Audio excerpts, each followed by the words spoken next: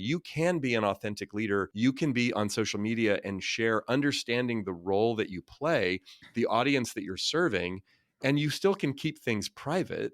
You can Right. still have a certain level of appropriateness. I mean, and it's a tricky balance because there is a lot of paradox within it, in the sense that, like, being authentic doesn't mean that I'm 100% transparent with every thought and feeling that I have.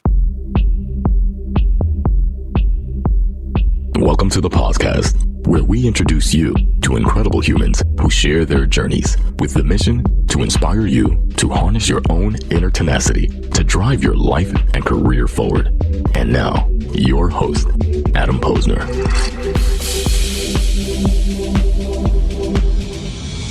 All right. Welcome back, everybody. Welcome back to the podcast, where I bring the best and the brightest in the world of business, marketing, and personal growth to help you harness your inner tenacity and drive your career forward. My guest today on the podcast is Mike Robbins. Mike is the author of 5 books, including Bring Your Whole Self to Work, and we're all in this together. He's a former pro baseball player whose career ended due to an injury. And for the past 20 plus years, he's been a sought-after motivational speaker who delivers keynotes and seminars for some of the top companies in the world. And his clients include Google, Wells Fargo, Microsoft, Schwab. You get the point. And the Oakland A's, right? We'll get into that. And he's in the Bay Area. And his work has been featured in the New York Times, Fast Company, Wall Street Journal, and more. We have a lot to unpack, so let's get to it. Mike, welcome to the podcast. Thanks for having me, man. I'm looking forward to it. And I nailed the timing with the end of the music. I try so hard for that. Impressive. I got real close to it. So we're just chatting before. Mike's in the Bay Area, born and raised, ended back. It's funny, right? Like how it's kind of cool to end up back, as long as you had a good experience, to end up back where you started. Yeah. It is nice to be local. I mean, we live a little north of San Francisco now. I grew up over in the East Bay in Oakland, but it's nice to still be in the Bay Area. It sounds like similar for you. I mean, I run into people sometimes or just have a lot of history. So I appreciate being able to live close to where I grew up. It's home and it's comfortable. So let's hit the rewind button here, and I want to unpack your journey for a little bit. I think it's fascinating. I've had a lot of former pro athletes on the show, and it's an interesting journey. And I'm always curious too. What, if you don't mind me asking, what did your parents do for a living? I want to lay the origin story out here. Yeah. So my dad was actually in radio, and although my parents split up when I was 3, my dad suffered from pretty severe bipolar disorder, which in those days we called manic depression, and no one really knew what the hell that was. And it was very, very shame riddled and sort of mysterious. So my dad lost his job in the early 80s. I was born in 74. My parents split up in like 77. My mom was actually a PE teacher back in the day, and coach sports when that wasn't really a thing that a lot of women did. Wow, that's interesting. But then my mom wasn't doing that when I was born. She was just staying home, taking care of my older sister and me. And my mom actually ended up starting her own business when I was probably 6 or 7 years old as a wholesale sales rep for people who were selling or making accessories, earrings, and things of that nature. So it was sort of an eclectic, professional background for my parents. And my single mom raised me and my older sister without much money, but they were both big sports fans. And my mom was really the one who taught me how to throw and catch and play baseball. And so that was a real early influence for me from her. That's so interesting too. Did she have to learn how to throw and catch alongside of you, or did she kind of know that growing up? I mean, again, she'd been a PE teacher, and so she knew a lot of the fundamentals of a lot of sports. She played field hockey. She grew up on the East Coast. Both my parents from the East Coast. My dad from Connecticut, my mom from Rhode Island, but they met in the 60s in San Francisco. That had to be fun. Yeah. My mom tells stories from there too during that time. Yeah. Although my mom would joke that my dad was kind of an old fart before, his time. And so they literally met in like 1966 in San Francisco, got married in 67. The whole summer of love happens. Wow. They were not participating because my dad was my dad was a kind of a little bit older than my mom and into Frank Sinatra and on the radio and sort of had this, he was kind of an established guy. I mean, they weren't super conservative, but they were just kind of, my dad was kind of old fashioned. So they missed out on a lot of the fun, unfortunately for them, I guess. Right. So your mom had the athletic ability, and that's pretty cool too. I mean, I give so much credit to only parents, single parents, and the amount of work. And I see it firsthand around me and just in our family alone. I mean, my sister-in-law, just watching her and the amount of work it takes. And I just give kudos to that. And it could go either way, right? And how you mold your kids and how you raise them and, how you bring them up. What do you think that was? like that first early lesson you learned from your mom? You're like, geez, I look back on it now, my career, everything I've accomplished, everything I'm doing. I'm like, thank God I experienced that with my mom. My mom was a real strong advocate for education, so it was im understood that even though we didn't have a lot of money, my sister and I were both gonna go to college. Hmm. My mom was also, I mean, she literally, and my mom came up in an era where there literally weren't sports for girls. So the only sport that she could participate in high school was cheerleading. Hmm. And she sort of did it begrudgingly because she wanted to be a part of what was going on. Something competitive, something action. She wanted the Right. action. So, but my mom was like not the sort of classic, feminine caretaking mother. My mom was kind of a hard ass and a badass. But she also was an actual cheerleader, like in life. Like Hmm. if you told her, my mother's been gone for now, gosh, 13 years, but if you told her what your dream was or what your passion was, my mom would be like, okay, you got to do it. How are you going to do it? What are you going to do? So she was really, from the time I was very young, when I told her, I think I want to play Major League Baseball, my mother was like, awesome. Absolutely. What's it going to take? Let's do it. I mean, there was no sense of, well, that's really hard, or are you sure, or do you think you can do it? My mom was just like, she was a real advocate for other people's dreams, not hers Love as that. much, and I appreciate that because she really was a How did cheerleader for me. how did did you know baseball early on? Was it little league? What was it when you first realized like I'm pretty good at this sport? Well, Right? Because there's levels, right? Like right. you could tell those kids early on, like shit, that kid he's something's going on right there. My older sister, who's 4 years older than me, Lori, she was really into baseball. We were huge Oakland A's fans growing up in Oakland. And so we watched Heyday. baseball, and they won the World Series in 72, 73, 74, and I was born in 74. So there was huge buzz around baseball Yeah, and it the was A's action. in the 70s in Oakland. And in the neighborhood that we lived in, I was one of the youngest, and all the kids played all the sports on the street and then down at the schoolyard. So I actually was just trying to keep up with my older sister and some of the kids in the neighborhood. And my mom was out in the front yard teaching us to throw and catch. And I was just naturally, I had some hand eye coordination. I was Mm. naturally kind of good at it. And then I would play with the kids at the schoolyard who were older than me. We'd play strikeout against the wall, which was, Like and I was stickball. Was that right. stickball or baseball with the It's bat? it's basically just like one-on-one baseball with a tennis ball and a bat, and then you have a box on the wall, and there's a bunch of weird rules with it. But I Yeah. could play with the older kids, We and call they that would let me stickball in play. Brooklyn. Right, they would let me play with the older kids, and I could keep up with them. So I remember thinking, I think I'm pretty good at this. And then I started playing t-ball when I was 7, and I was like the best player on the team. And so it became this thing where it's like we liked baseball as a family. I was good at it. My family was very supportive, and I was like, maybe this is the thing that I can do because it seems like it's fun and I seem to be pretty good at it. That is interesting. And let's talk a little bit about that path. I mean, it is tough. Take us through a little bit of that journey through high school. Did you play college ball? How did that work out until you got to the minors? Yeah, so I started pitching at 9 years old, and then I really fell in love with baseball because I was like, ooh, this pitching thing, I'm really good at that. So, all the way through, ton of talent in Oakland in those days, especially in baseball. The A's were really good, and we just had a lot of talent in baseball. I played a little basketball, but I get to high school, and my sophomore year in high school, the catcher on our team was a senior, and he ended up being a first-round draft pick of the San Francisco Giants. And so I pitched all my games sophomore year with literally like 30 scouts at every single game because Marcus was such a big prospect. So Wow. so What a bonus. it was a huge bonus for me. So I got on everybody's radar screen. They're like, wait a And minute, we're watching him catch, but look who's throwing it to him. yeah, this little lefty is pretty good. Like maybe we should pay attention to him. So I started getting recruited by all these colleges across the country. But going back to my mother, I mean, this will give you a sense of my personality. My mother's, when I was like 8 years old, I came home one day and I said to my mom, what's the best college in the country? And she said, probably Harvard. And I said, okay, I'm going to go to Harvard and play baseball. And my mom said, okay, that sounds great. My mom is Go actually for it. from Rhode Island, went to Tufts. She's like, that'd be great if you go to Harvard in Boston. And then some kid on the playground told me that Harvard's baseball team wasn't very good. And then I came home and said, Mom, What's Harvard's next? baseball team isn't any good. And she said, you asked me the best, college in the College. country. I said, what's the best college in the country that has a good baseball team? And she says, probably Stanford. And I found out Stanford was only an hour from my house. So then I was like, I want to go to Stanford and play baseball. So that was my goal from 8 years old. And Wow. I actually got recruited by Stanford and some other schools. Did you have And the then, grades? yeah, that was what motivated me. My grades were pretty good. Again, I come from a pretty academic family. I was just trying to keep up with my older sister who was wicked smart. and I figured out I wasn't the smartest kid, but I learned the system and how to get good grades, which It's a ended up game. If you it's a gamify game. the system, right? And it's a thing in life. You don't Totally. hate the player, hate the game, right? You know? Exactly. So I was pretty serious about it. So Stanford offered me an opportunity to play baseball. So my fall of senior year, I knew I was going to Stanford. I committed Wow. in the fall. That was huge. And then I ended up getting drafted by the New York Yankees that June, What which year was was that?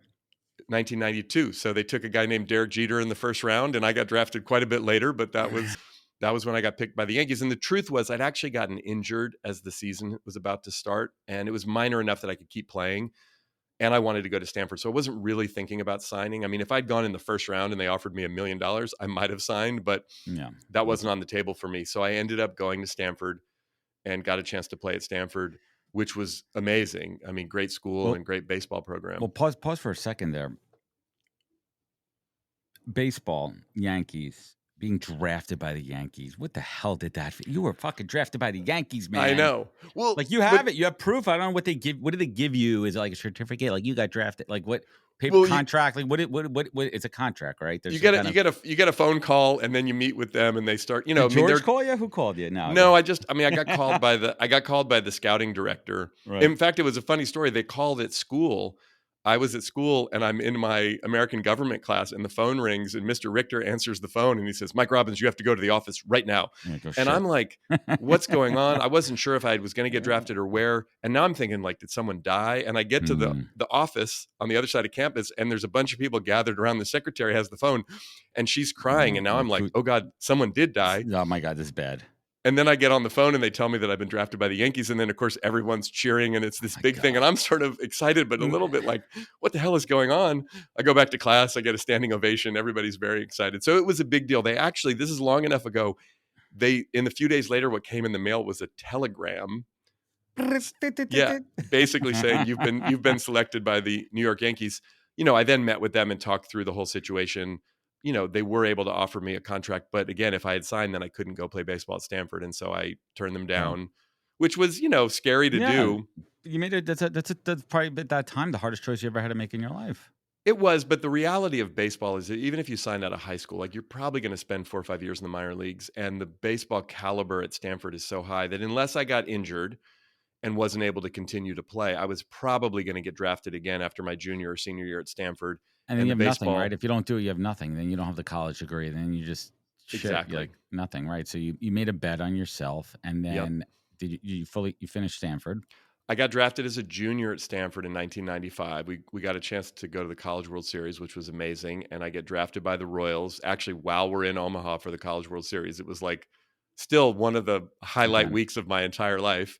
And actually, it's better to get drafted by a team like the Kansas City Royals or the Pittsburgh Pirates or the because you're in a small market. If you get drafted by the Yankees, they're going to go and sign some big free agent, and you're never going to get to You're the never big going to get leagues. moved up, right? They more homegrown talent. I mean, now it's changed a little bit with the whole baseballification for some regards.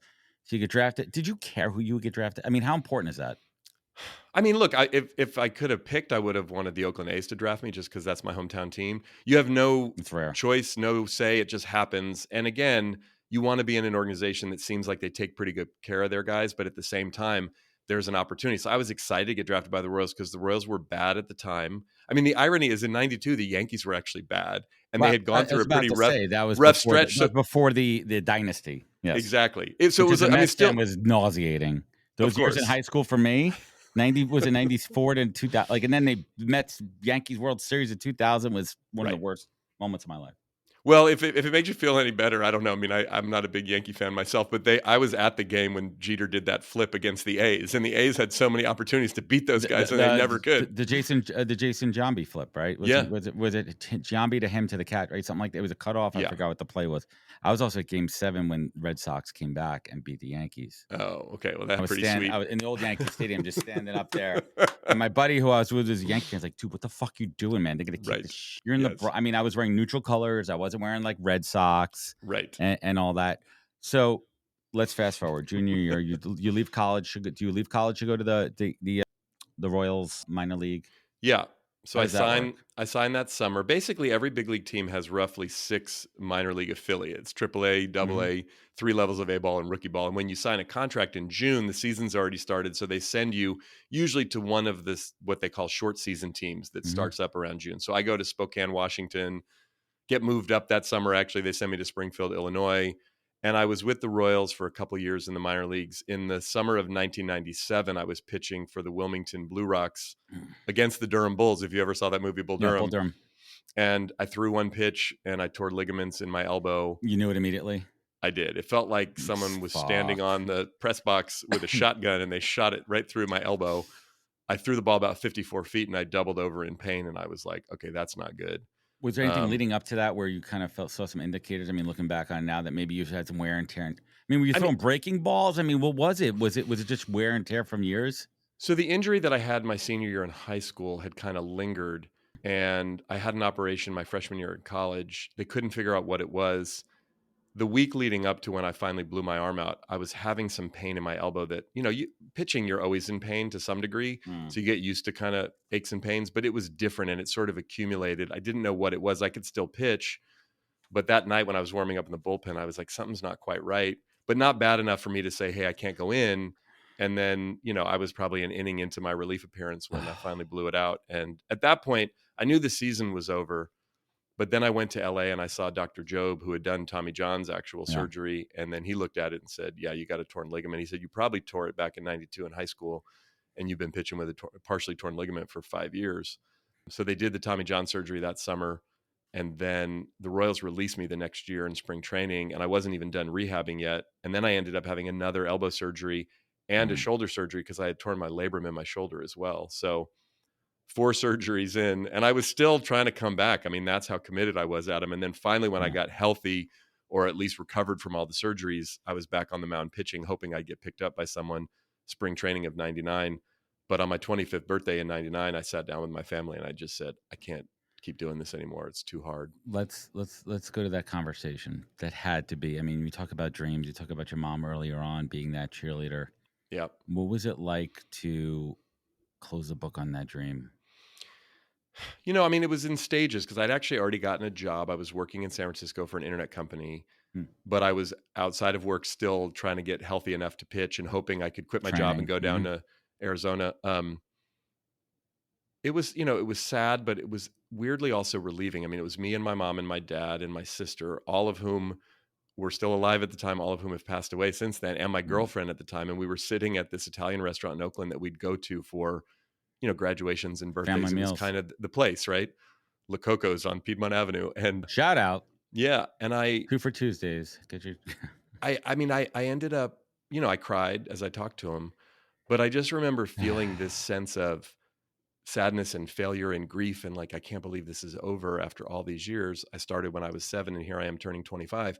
But I also had this sense at the time that I couldn't quite understand or even articulate, but it felt like, wow, now anything's possible. I don't know what the hell I'm going to do or what Oof. my life is going to look like. And I'm scared this was my one shot to kind of be someone important and do something cool. But like, I get to now create what comes next. And I That's the remember pivot. that excitement in the Oof. midst of all the grief. That speaks so much to your DNA. That speaks so much to how you were brought up to where I mean, there's countless stories of that just devastating folks and Yeah. disappointing. And you think about like the baseball moms and dads, like the real like Right. momagers, right? Right. In the game too. And the fear of disappointment and all it takes in any sport. I mean, God, the football ones nauseate. I mean, some of those are almost like you're done. Football's a little bit different beast than baseball in Yeah. some regards when it comes to injuries, but that's it. But they Yeah. didn't have anything else. You had a No. formal education. You went to Stanford. Like you had you had other opportunities, but you also had the mindset and the self-awareness, even at that age of 25, to say, listen, hopefully you were proud of yourself. You made it to I mean, how many people could say that at least? Like you made it to minor league ball, which is like, going up the pyramid. That's a small percentage of all athletes to make You it to know, at least the minors. I appreciate you saying, there was a moment a few years earlier that right after I got hurt, I was still in Wilmington. They hadn't sent me home yet. And I was sitting in the locker room a couple days after I got hurt. And my arm was just in so much pain. I could barely move it. I was icing it sitting on the floor. And they have this thing in minor league baseball. They probably still do. it's called Baseball Chapel. On Sundays, you have a day game, and like a local minister will come in and do a little Bible study thing. And it's totally optional. I mean, maybe they have something where it's more religions now. I don't know. But I would usually not go. Every now and again, I would go just because it was a different conversation in the locker room. But that particular morning, I didn't want to go to Baseball Chapel. I was like, but I couldn't get up and move because I literally had my arm in a bucket of ice, and it kind of happened. And I'm sitting there and I'm like, I don't want to listen to this minister talk about whatever he's going to talk about. But he started to tell a story, Adam, about this young ball player who was struggling when he first got to the big leagues and that he wanted to quit. And he went to his manager and he said, listen, this isn't going well for me. I want to go home. And his manager said, look, I understand. Just stick it out for the rest of the season and see if you know, at the end of the season, when you go home, if you really want to quit, then that's okay. But just don't quit right now. And the kid kept playing. And eventually he figured out how to hit a curveball, and he had a little bit of success before the end of the season. Then he decides, you know what, I'll come back the next year. And the story was about Willie Mays. And the minister says, what if Willie Mays had quit because he struggled his first few weeks in the big leagues? Like, we never would have saw him play. We would have, arguably the greatest player of all time, never would have played baseball. And as I was sitting there listening to that minister, I actually started to cry because I had that thought that you just said of like, I'd been so hard on myself. And yeah, I hadn't made it to the big leagues. I didn't know if I was going to get there now that I was injured, but I didn't spend a lot of time actually appreciating it because I was so focused on trying to make it. And so for me, over the next few years, as I went through that process, to fast forward to that night, I'm 25 and I'm telling my family I'm going to retire. I had worked through some of that. And then there was this, I remember thinking to myself too, and I think I even said to my family that night, look, I don't know what I'm going to do next. I don't know how life is going to play out for me. But I don't want to be 50 years old, which ironically I am right now. I don't want to be 50 years old sitting at the end of the bar telling stories about I used to be someone, I could have been someone. I was like, I don't want that to be my life. Hey everybody, I want to talk about a product and platform that I absolutely love, and our latest sponsor, Interseller, the prospecting and outreach platform of choice for recruiters and sellers. Whether you're doubling down on business development or recruiting talent, Interseller does all the heavy lifting of finding contact data, automating the email and follow-up process, and syncs all that rich data into 20 plus CRM and ATS platforms. Reach out now and get going on a 2-week free trial and let them know you heard about it from Adam on the podcast today. Check out the link on the website. Appreciate it. All right, you don't want to be known as a former minor league baseball player. That's just a season, and I fully embrace over the last few years. Everyone knows my story. Whoever listens to the show, I've had my pivot, my epiphany, my self-awareness epiphany 10 years ago, and I kind of started to reframe thinking about life. I just turned 45 this year, and I started to think more about life in seasons, and chapters, and seasons of your life, and seasons end, and seasons come, and seasons go. It's not one continuous. Right. Yes, it's one continuous story, but there's chapters to it. Chapters come to an end and chapters continue. And I think that reframe, really, really helped me. So now we're moving on. Baseball's in the rearview mirror. Hopefully you could still appreciate the sport and follow your team. And, but the way you just said it, it's like, you don't want to be that fucking old guy at the end of the bar that's that old minor leaguer washed up Mike Robbins down there, three glasses deep of Jim Beam, right? Like, that's not what you want to be. Right. No, there's more to your story. And that I always say too, story's not over. And that's the DNA of a fighter. That's the DNA of someone who doesn't quit and just pivots. Yep. Right. And I always kind of say that is just character and strength there. So you move on from baseball, spend time in the tech scene in San Fran. Were there any like those kind of lessons that you learned from the ball game and applying that to corporate life and business life? And was that hard, man? Going like, shit, I just spent locker room versus corporate boardroom. Like it's night and day in some regards. It was interesting because it was the late 90s sort of .com boom, bunch of young people working for internet companies. That's what I was doing. So I didn't go to I wasn't like wearing a suit and tie working for an investment bank or you're in the insurance company. The .com bubble, the boom, right? Yeah. So I'm wearing jeans and t-shirts to work. So it was kind of cool. And you're in San Fran, it's Silicon, you're in the right place. I mean, it was a cool place to be, although I was super bored and I didn't really know what the hell I was doing. It was like foreign to me. But the thing that I did notice right away, Adam, I was like, oh, there's some similarities here. It's not the most talented people that are most successful, and it's not the most successful people that seem the happiest and most fulfilled. That was true in sports. That's true in business. That seems to be true in life. And it wasn't necessarily the most talented members of a team that made the best team, which was also true in baseball and sports. Like there was this chemistry thing that I'd been fascinated by. So that's what got me I started to go, And outside of work, as a way to kind of manage I was in therapy, but I also was going and taking a lot of workshops and really interested in kind of how do I move through this grief? And how do I kind of move into the next season of my life, as you were talking about? And as I'm going to these workshops and I'm in therapy and I'm reading these kind of self-help type books, I started to think, who are these people that are writing these books and teaching these things? Like, where's that class? Like, how do you get to do that job? Because that seems like a cool job. If I can't pitch in the big leagues, maybe I can write books and speak and teach people. That became this new, first it was like a secret fantasy because I thought it was kind of weird to say out loud. And then it became, I mean, because people have to remember back in 1998, 1999, there weren't podcasts and No, there was social media and influencers and content creators. Like, information wasn't being disseminated the way it is now. And not No. everybody was trying to be famous to be famous. I want to be Right. famous for being famous. How about Totally. being famous for being content of what you're doing? Yeah, and you had skill, to ability. like write an article for a publication or like write a book and And be be published. on television, and then people would ask for your expert opinion, that kind of thing. Like, but that path, which I didn't know anything about it. I would wander into bookstores and just go in, looking around and go, who are these people? Who's this And how Tony did- Robbins guy? Exactly. I mean, it was kind of like when I'm a young kid watching Major League Baseball, I'm like, how do they get there? But then there's a clear path in sports on how to get there. But if I see Tony Robbins on an infomercial, or I see Wayne Dyer on a PBS special, or Marianne Williams sitting on with Oprah, I'm like, I don't know how they got there, and I want to do that. You know? So how did you do that? Well, the universe sort of intervened. I worked for a year and a half for one company. .com boom was happening. I get hired by a sports website that's supposed to go public, and everyone's gonna get rich. So I'm like, well, might as well get rich while I'm figuring this whole thing out. I take that job. The .com bubble bursts. I lose my job in the summer of 2000, and it happened right around the time. Within a few months, I then met Michelle, who's now my wife, and it was a series of events that I couldn't find a job.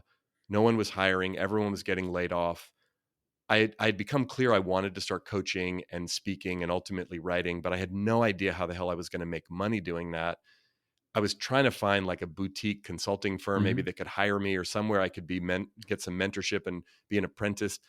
And Michelle, who had started a staffing company a few years earlier, she was like, you should just start your own business. And I'm like, what? How do I do that?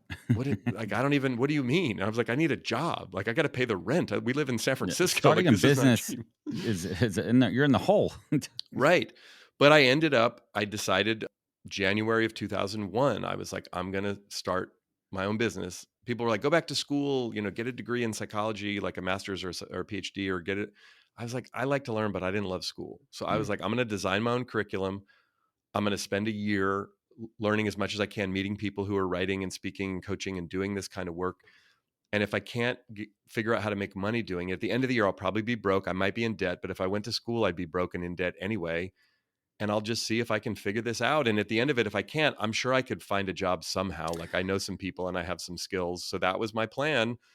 And almost 24 years later, a lot has happened. A lot has happened. It's interesting. I want to pause for a second, and I want to go back to something. I just finished reading a great book. I have a guest come on my show, Maha Balinian. Maha is an incredible presence in PR. She's Gary Vee's personal PR rep. And everything. Wow. Anyway, she's gonna be on my show next week.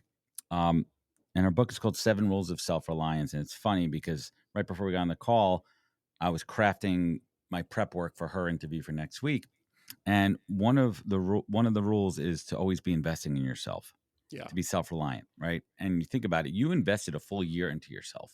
Yeah. You invested. You said, I'm probably not going to make money this first year. Yeah. But I'm going to spend money to learn because I believe in myself and I'm going to double down on that. Yep. So let's talk about that first client win. I mean, how you got that and how'd that feel? Because I know that as a business owner, that first client that I got on my own from my own biz dev was one of the most rewarding moments in my life. That first dollar that I earned outside of a W-2 was absolutely incredible. That first deal, like you won it. I'm eating what I killed. Yes. And that for me lit my fire for entrepreneurship.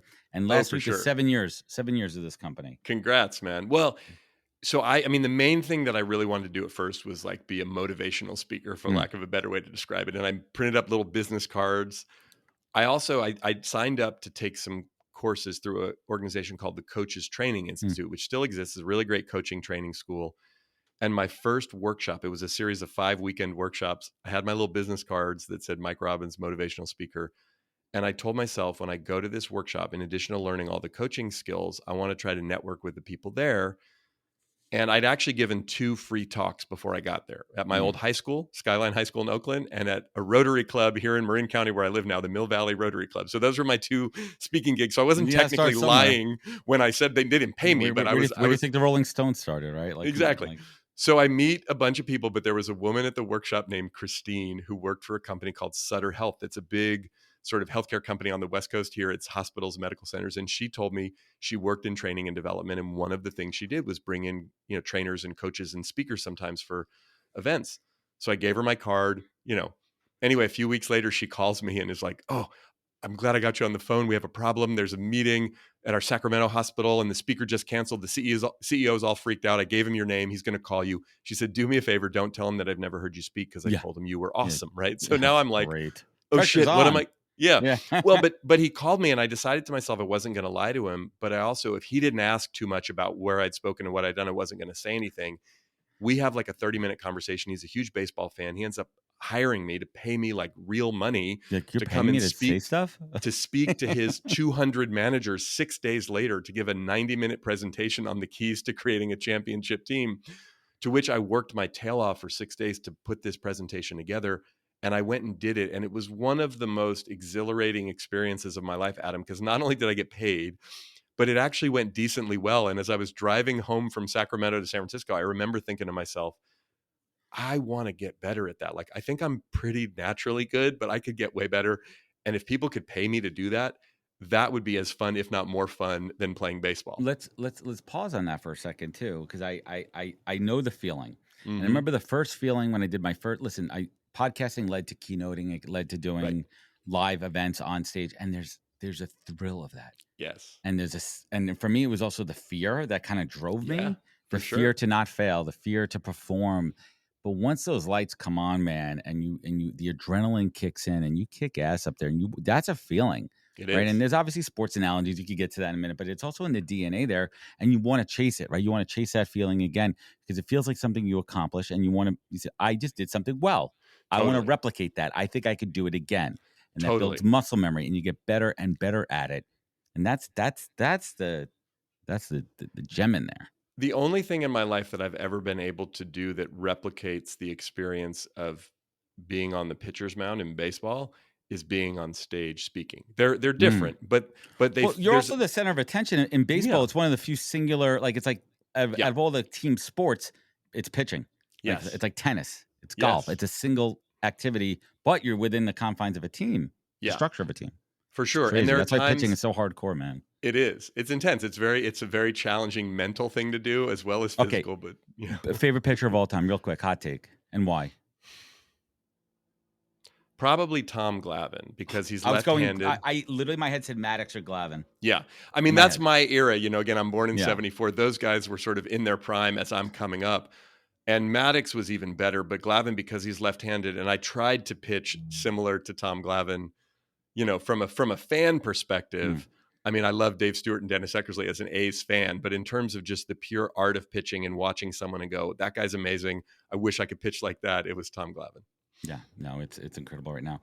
So let's what do you love to talk about when you're keynoting?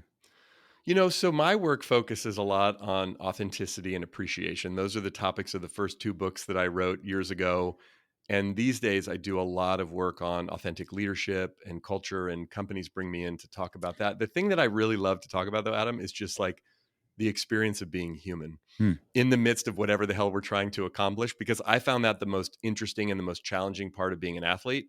And I also find that the most interesting and challenging part of running my own business, or when I'm working with leaders. It's just like, how do you deal with the humans, our own humanness and other people's humanness in the midst of all the things that are going on? So let's talk about the word authenticity. I think it's been diluted over the last few years. I think it's become a buzzword. Yes. And I think that, and this is my bold hot take, authenticity could be manufactured right now on social media. The optics of authenticity are very easily, it's acting. I see a lot of bullshit out there. Because when I first started putting content out about 5-6 years ago, I stood behind authentic, and I really truly believe that what you see is what you get with me, and that's part of my brand, that's part of my reputation. But it's hard. How do you coach leaders who have a presence in the public to be authentic, but also still have the leadership. Like it's a tough It's tricky. balance, and I feel like that's where the trade off is, right? Like, how Right. do you be authentic? How do you be empathetic? How do you be your real self, but also be a strong leader? How do those all blend together well?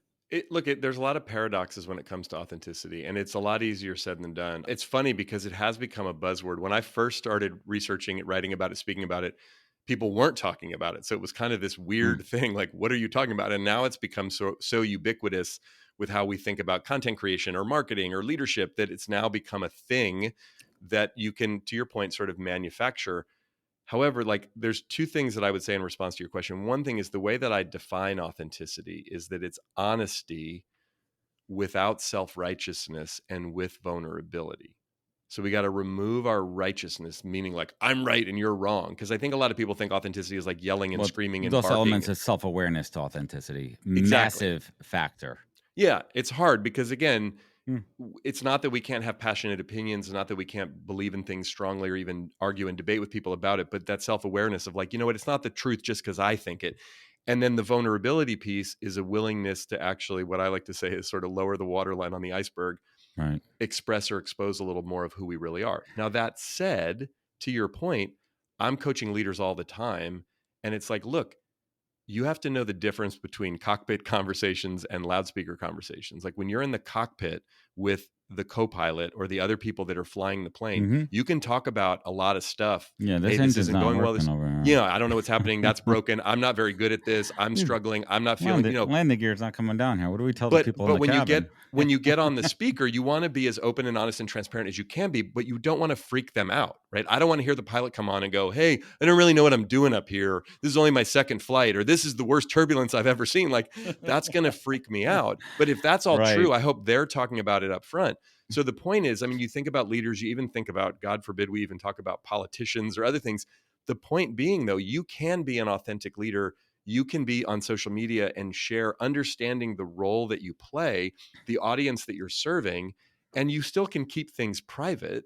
You can Right. still have a certain level of appropriateness. I mean, and it's a tricky balance because there is a lot of paradox within it in the sense that like being authentic doesn't mean that I'm 100% transparent with every thought and feeling that I have and that I'm not mindful of, even as you and I are talking here, it's like we're talking to each other, Mhm. but we're mindful of the fact that other people are listening. If there was no audience to this conversation, it's going to be a different conversation. It is. It is. But there's a balance too, and that's why I like to put it on this show too.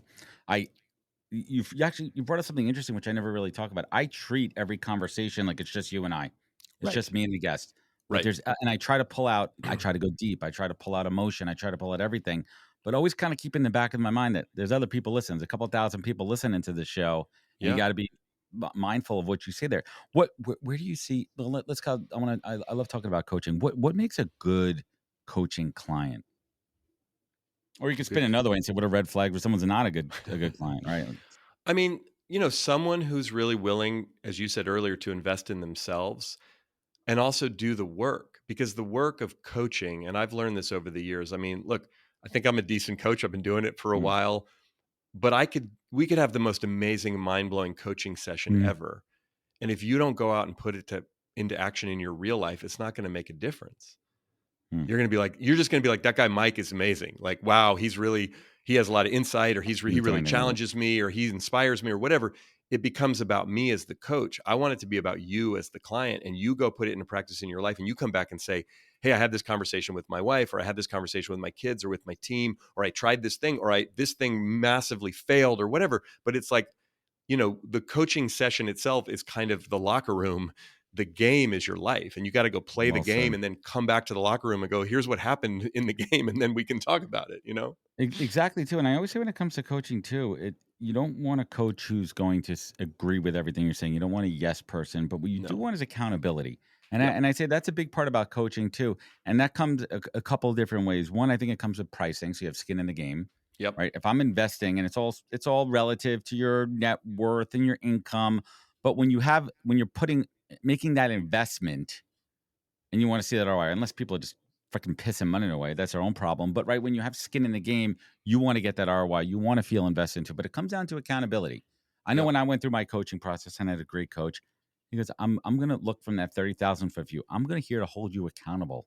Yep. And if you can hold yourself accountable, you shouldn't be, Right. I shouldn't be coaching you.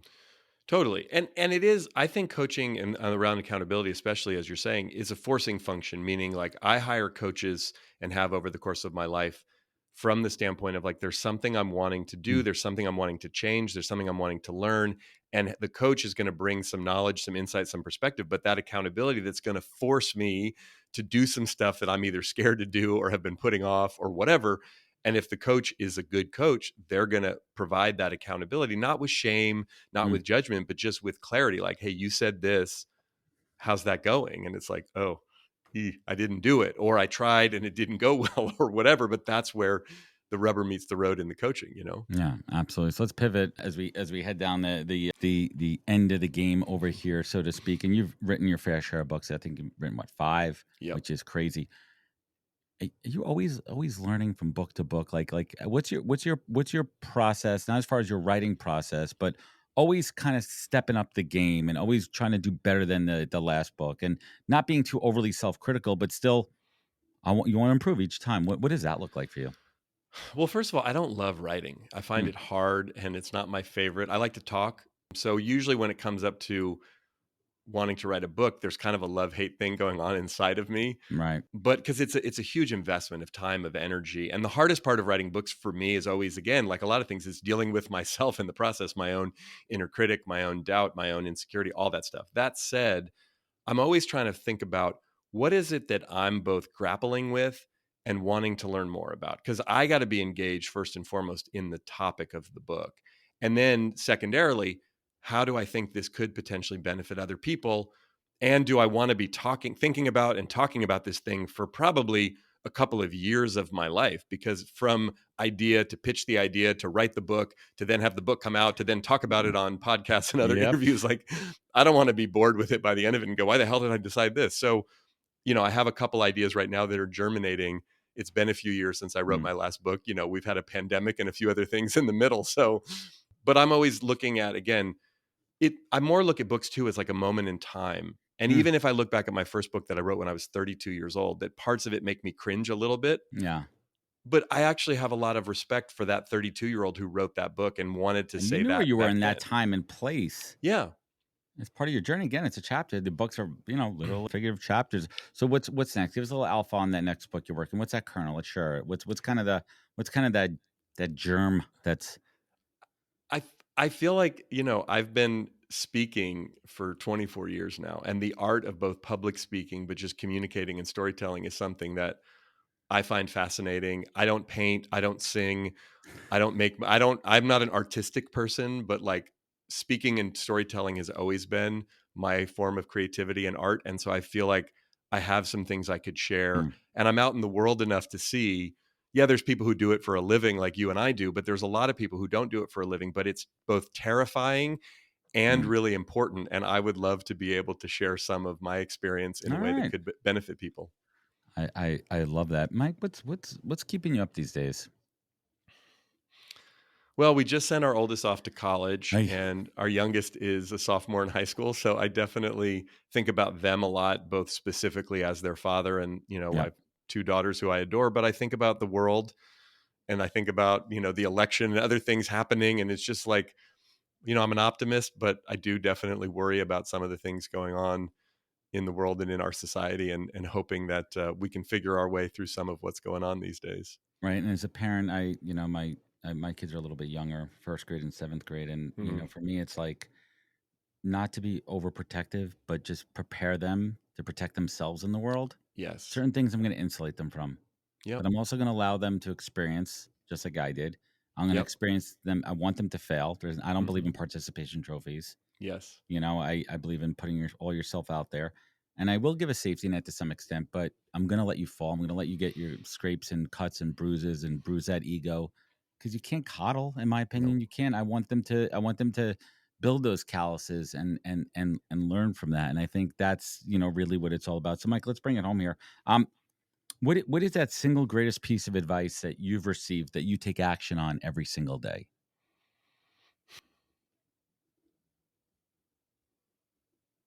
You know, I actually think it's something that you said earlier about investing in yourself. Like I got various pieces of advice in that regard, not only when I first started my business, but all the way back when I first started my journey as an athlete. Mm. And, it's like I'm the common denominator in all my relationships and all my goals and activities and all my successes and failures. So the more that I can both invest in myself and be kind to myself, which is easier said than done, I know that's going to make me the best version of myself possible. And therefore, all the things that matter, being a husband, being a father, Mm-hmm. being a speaker and an author and an entrepreneur, like those things come from that. So I try to take care of myself and invest in myself as best as I can. Love it. And last but not least, Mike Robbins, you've been there, done that. A lot more to go, road ahead. But how do you define success? Being grateful for what we have and, enjoying it as much as possible. That's what I feel like real success is about. I love it. Mike, I want to thank you so much for your time. And thank you for spending some of your time and energy with me and my audience. And you can check out more, all things Mike Robbins at mike-robbins.com. We're going to link it up in the show notes. Where else could folks find you? Where could they connect? Where could they learn more? All the social platforms. My favorite one is LinkedIn. So find me on any of those places. Get it. Get involved with Mike Robbins. Mike, I want to thank you so much for joining us today. Certainly appreciate you folks. If this show resonated with you, leave a review rating. It goes a long way. You know where to find out more at thepodcast.com. Follow us on all of our socials at NHB Talent. Remember, be good to yourself, be better to others, and catch us next week for another good episode of the podcast. That's how we do it. Wisdom is forever, but for us, it's time to go. Thank you for joining us. Luckily, we'll be back with our next episode soon, jam-packed with more incredible humans. Thank you for listening, subscribing, and sharing. To join the conversation, search The Podcast on LinkedIn. And to catch up on past episodes and more info, please visit www.thepodcast.com.